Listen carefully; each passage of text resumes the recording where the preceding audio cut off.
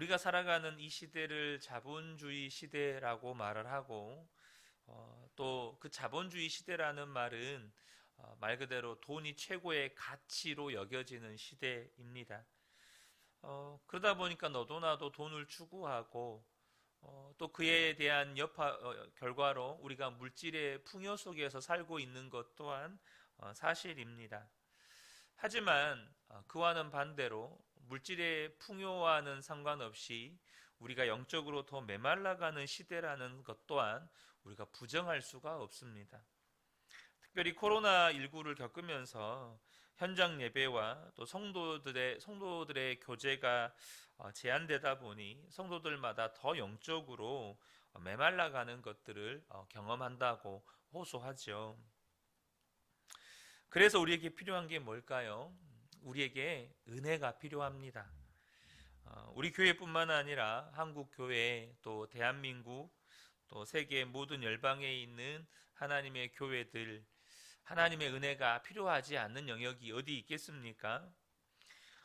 시편 123편의 기자는 하늘을 우러러 하나님을 바라본다라고 고백을 합니다. 1절을 보면 하늘 보좌에서 다스리시는 주님, 내가 눈을 들어 주님을 우러러 봅니다 라고 고백을 하죠.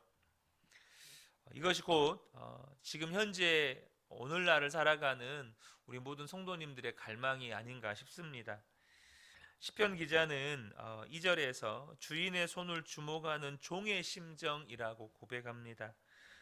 2절 보면 상전의 손을 살피는 종의 눈처럼 여주인의 손을 살피는 몸종의 눈처럼 이렇게 표현을 합니다. 주인의 손짓 하나를 놓치지 않으려는 것이 충성된 종의 눈이기도 하죠. 때때로 말로 하지 않고 주인은 손짓으로 지시할 때가 있으니까 그렇다는 것입니다. 충성스러운 종은 주인의 손을 주목하는데 그런 심정으로 하나님을 바라본다는 것입니다. 그래서 24시간 주님을 바라보자, 또 24시간 주님과 친밀하게 동행하자라는 표현을 쓰는 것이죠. 시편 123편의 기자가 하나님의 은혜를 사모하는데요. 그 하나님의 은혜를 사모하는 그 은혜의 내용이 뭐냐면 하나님의 자비입니다. 2절을 보면 우리의 눈도 주님께서 우리에게 자비를 베푸시기를 원하며 주 우리 하나님을 우러러 봅니다. 이 시편 기자가 하나님의 은혜 중에 특별히 하나님의 자비를 언급한 이유가 뭘까요? 그 이유는 시편 기자가 여러 가지 멸시와 조롱을 받고 있다는 것을 고백합니다. 3절 하반절을 보면 너무도 많은 멸시를 받았습니다. 이렇게 고백합니다. 우리 개역개정을 보면 심한 멸시가 우리에게 넘치나이다. 이렇게 고백을 해요. 실제로 여러분 이 세상을 살아갈 때 하나님의 뜻대로 살려고 하고 경건하게 살려고 하면 주변에서 멸시와 조롱과 모욕을 받을 때가 있습니다. 또 때로는 핍박을 받기도 하죠. 당장 회사 생활을 할 때 내가 거룩하게 경건하게 저는 술을 안 마십니다. 혹은 또 회사가 이렇게 뭔가 영업 실적을 올리려면 거래처에다가 이렇게 리베이트나 뒷돈도 가져다 줘야 되고 또 그 사람들에게 접대도 해야 되다 보니까 그 사람들과 함께 술자리도 가서 그 사람들 비유도 맞춰줘야 되고 그런데 내가 거룩하고 경건하게 살려고 하다 보니까 하나님은 그것을 원하지 않아요. 그래서 내가 믿음대로 거룩하게 경건하게 살려고 할 때 조롱도 모욕도 핍박도 받게 된다는 거죠. 그런데 오늘 이 시편을 기록한 기자가 어떤 신분입니까? 순례자입니다. 오늘날이야 어느 도시에서 어느 도시로 이동할 때 차로 가게 되고 또 나라와 나라를 이동하면 비행기 타고 가면 순식간이죠. 근데 당시에는 그런 교통편이 어디 있습니까? 자신이 살고 있는 고향에서 이 예루살렘 성까지 가려면 가깝게는 몇 킬로미터에서 심지어는 수십 킬로, 수백 킬로를 걸어서 이동을 하는 겁니다. 그러니까 출발할 때는 깨끗한 옷을, 깨끗한 신발을 신고 이렇게 깨끗한 몸으로 이렇게 이동하지만 그것이 몇 날 며칠을 씻지도 못하고 제대로 먹지도 못하고 또 깨끗한 곳에서 잠을 자지도 못하고 그렇게 이동을 하면 여러분 한 주, 두 주만 지나면 사람은 행색이 남루해집니다. 지나가는 거린들과 별반 차이가 없을 정도로 사람이 남루해져요. 그런 순례자들을 바라보는 수많은 사람들이 그들을 조롱하고 멸시하고 무시하고 그러는 거예요. 그러니까 이 순례자들은 그런 주변에 있는 사람들로부터 조롱당하고 멸시당하고 그렇게 손가락질 당하면서 이 노래를 부르며 성전을 향해 올라가는 것입니다. 그런데요, 누가 도대체 경건한 사람, 하나님의 뜻대로 살려고 하는 사람들을 조롱합니까? 4절을 보면 평안하게 사는 자들의 조롱과 오만한 자들의 멸시가 우리의 심령에 차고 넘칩니다 라고 고백을 합니다. 그러니까 지금 이 순례자들을 조롱하는 사람들은 재산이 많고 넉넉하게 사는 사람들이에요. 밭에 소출이 많고 그들이 소유한 소나 양과 나귀와 같은 가축들이 풍족해서 부족함이 없이 사는 사람들입니다. 그러니까 평안하죠. 세상이 다 부러워할 만한 그런 사람들입니다. 이 시대로 비유하면 돈 많고 직업 괜찮고 사회적으로 명성을 가지고 있고 그래서 그 사람들끼리 돈잔치 벌이고 그런 사람들인 것입니다. 그래서 그들 마음 안에는 하나님의 은혜를 구할 마음도 별로 없습니다. 다 자기가 잘나서 잘 사는 줄로 생각하니까. 그런데 이들이 볼 때 세상에 하나님을 믿으려고 애를 쓰고 하나님 말씀대로 살려고 하면서 고생하는 이들이 정말로 눈에 거슬리는 겁니다. 너무 초라해 보이고 너무나도 하찮은 존재로 보이고 너무나도 어리석어 보이는 겁니다. 당장 그들에게 어떤 피해를 주는 것도 아니에요. 내가 거룩하게 살고 순결하게 살고 내가 그렇게 예수를 믿는 것 때문에 손해보고 살고 내가 그렇게 산다고 해서 그 사람들에게 뭔가 금전적인 피해를 주거나 그들이 소유하고 있는 사회적인 지위나 명성에 흠을 내는 것도 아니에요. 그런데 거슬리는 거예요. 그냥 꼴 보기 싫은 거죠. 그래서 멸시하는 것입니다. 경건하게 살고 하나님의 뜻대로 살려고 하면 온갖 손해당하고 또 자기 주장과 권리를 항상 양보하고 다른 사람들을 섬기는 자들의 모습이 이들의 눈에는 좋아 보이지 않는 거죠. 그런데 시편 기자는 여기서 오늘 우리가 주목해 봐야 할 것이 뭐냐면 시편 기자의 기도의 내용입니다. 시편 기자는 이렇게 조롱과 멸시를 당하면서 하나님께 기도하는데 무슨 기도를 하냐면 자비를 달라는 기도를 드립니다. 자, 3절을 보겠습니다. 주님 우리에게 자비를 베풀어 주십시오. 우리에게 자비를 베풀어 주십시오. 여러분 한번 여러분에게 주변에 잘 나가는 사람들, 소위 돈 많은 사람들, 소위 그 잘 사는 사람들이라고 하는 사람들이 예수 믿고 있는 여러분들에게 거룩하게 살려고 하고 순결하게 살려고 하고 믿음으로 살려고 하고 그래서 때로는 그것 때문에 손해보고 때로는 그것 때문에 마음 아파서 혼자 눈물 흘리고 하나님 앞에 울면서 기도하고 그런 여러분을 보면서 조롱하고 무시하고 비웃고 멸시했다면 여러분은 무슨 기도를 하겠습니까? 여러분 어떤 기도를 할 것 같으세요? 아주 쉽게 여러분의 형제가 있어요. 안 믿는 형제는 예수 안 믿고 떵떵거리며 잘 살아요. 예수 믿는 나는 사회적으로 성공도 못했어요. 나는 돈도 많이 벌지도 못했어요. 가난해요. 몸도 병들었어요.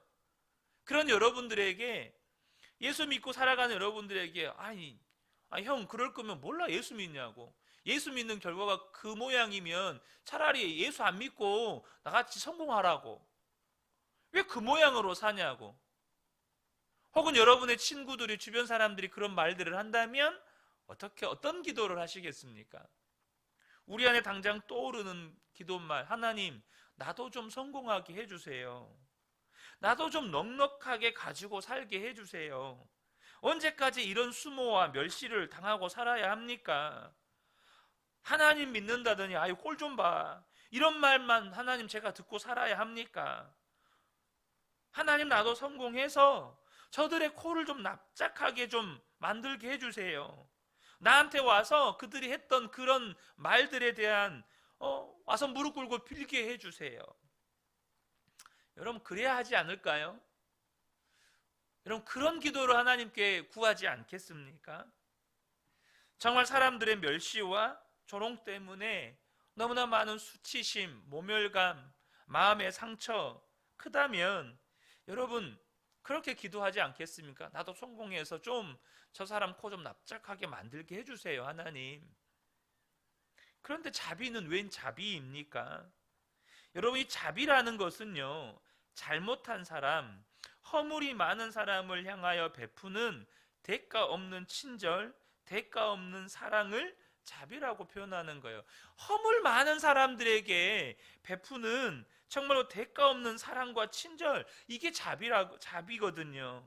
그런데 잘못은 하나님을 경건하게 믿고자 하는 사람들을 조롱하는, 편안하게 사는 사람들, 오만한 사람들이 지금 잘못한 거잖아요. 여러분, 그렇지 않습니까? 그럼 자비가 필요하면 그 사람들이 자비가 필요한 거죠.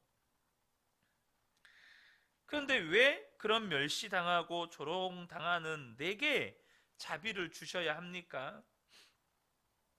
여러분, 우리가 어떤 어려움과 시험이 올지라도 우리에게 정말로 필요한 것은 우리가 잘 돼서 나를 무시하는 사람 코를 납작하게 해줘야겠다. 하나님이 진짜 능력의 하나님, 축복의 하나님이신 것을 하나님 보여주세요. 이게 아니라는 겁니다. 어떤 어려움과 시험이 오든지 우리가 하나님께 구해야 할 기도 제목은 하나님의 자비하심을 구하는 것입니다. 왜 그럴까요? 여러분, 왜 우리가 하나님의 자비를 구해야 될까요? 지금 나를 멸시하고 나를 조롱하는 저 사람들이 잘못했는데, 나는 상처만 받았는데, 나는 멸시와 조롱만 받았는데 왜 내가 하나님께 자비를 구해야 합니까? 여러분, 기억하셔야 합니다. 나도 똑같은 죄인이기 때문입니다. 나도 똑같은 죄인이에요. 하나님을 잘 믿는 사람들, 그 사람들을 멸시하고 조롱하고 핍박하는 자들의 죄가 크죠. 그런데 나는 죄인 아닙니까? 여러분, 나는 죄인이 아니냐고요. 제가 주일날 말씀을 나누듯이 하나님은 죄의 열매로 우리를 보시는 게 아니고 우리 안에 있는 죄의 본성을 보십니다. 그 사람들은 죄인이고 나는 죄인이 아닙니까? 여러분, 우리가 좀 솔직해지자고요. 솔직하게 교만하고 자랑하기 좋아하고 나 중심적이고 이기적이고 욕심도 많고 정욕도 많고 혈기도 많은 사람이 바로 납니다. 똑같아요. 여러분, 우리가 조금만 지위가 높고 조금만 더 가지게 되면 우리도 모르는 사이에요, 가난한 사람, 없는 사람 무시하고 무언가 바르게 살아보려고 하는 사람을 조롱합니다. 제가 이거 절대 제 자랑 아닙니다. 초등학교 때 거의 6년 동안 반장을 했었습니다. 여러분, 예전에 그 소설 중에 우리들의 일그러진 영웅이라는 소설이 있어요. 여러분, 사람은 권력을 지면 어떻게 됩니까? 부패합니다. 그 초등학교에서 반장이라고 하는 권력, 지금 보면 정말 우스운데 그 반장이라고 하는 권력을 가지고 마음껏 휘둘렀던 저의 과거의 부끄러운 모습들이 있습니다. 반장이 권력이에요. 반장이 아이들을 섬기고 아이들에게 뭐 이렇게 도와주고 이게 아니고 괴롭히고 내 마음대로 하고. 여러분, 우리도 그런 힘 있는 자리, 권력 있는 자리, 돈 많은 자리에 올라가면 똑같다는 거예요. 그 증거가 뭡니까? 우리가 여러분 그런 멸시를 당할 때 뭘 구합니까? 하나님, 나도 좀 잘 돼서, 나도 좀 성공해서 정말로 좀 증명하게 해주세요. 저 사람들 코 좀 납작하게 만들게 해주세요. 저 사람들 좀 부끄럽게 만들게 해주세요. 우리 안에 이런 마음들이 있다는 거예요.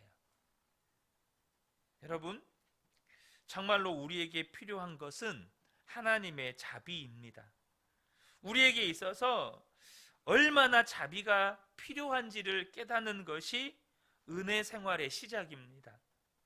오늘도 혹시 지난 한 주간 동안 마음 상한 일, 또 억울한 일, 속상한 일, 특히 하나님의 뜻대로 살아보려고 했는데 손해본 일, 그래서 주변 사람들로부터 한 소리 들은 일, 여러분 그런 심정 가운데 계신 분 계십니까?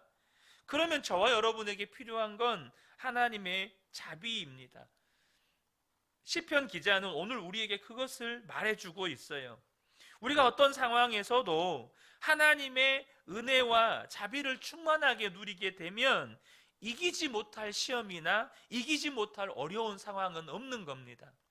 우리에게 정말 필요한 건 지금 내가 직면한 저들의 손가락질, 저들의 비난, 저들의 조롱과 멸시가 사라지는 게 아니고, 그런 조롱과 멸시와 시험과 문제가 있다 하더라도 그것을 넉넉히 압도해버리는 하나님의 은혜가 필요한 겁니다. 하나님의 자비가 필요한 거예요. 중국의 워치만리가 한 번은 몸이 정말 많이 아팠다고 그래요.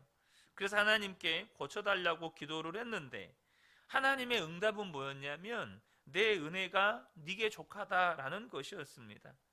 그때 워치만리는 그 말씀이 너무 서운했습니다. 몸이 아파서 고쳐달라고 했는데 내 은혜가 내게 족하다고 하시니 안타까운 마음으로 금식하며 하루를 기도하다가 그때 기도하면서 잠깐 잠이 들어서 꿈을 꿨습니다. 배를 타고 양쯔강을 내려오는 상황에서 큰 바위가 강 가운데 하나 있었습니다. 잘못하면 그 배에 부딪혀서 크게 어려움을 겪는, 배가 정말 파선할 상황이 되니까 다급하게 하나님 살려주세요, 저 바위 좀 빨리 없어지게 해주세요라고 기도를 했더니 하나님께서는 그 바위를 없애주시는 게 아니고 강물이 점점 불어나기 시작하더라는 겁니다. 강물이 점점 불어나더니 그 바위보다 더 넘치게 흐르기 시작하는 거예요. 그리고 그 위를 배가 무사히 지나갔다는 겁니다. 그리고 잠에서 깼어요. 무언가 아주 의미 있는 꿈이라고 생각이 들었는데 그 꿈을 깨닫게 하셨습니다. 아, 그렇구나. 하나님이 내게 말씀하신 거구나.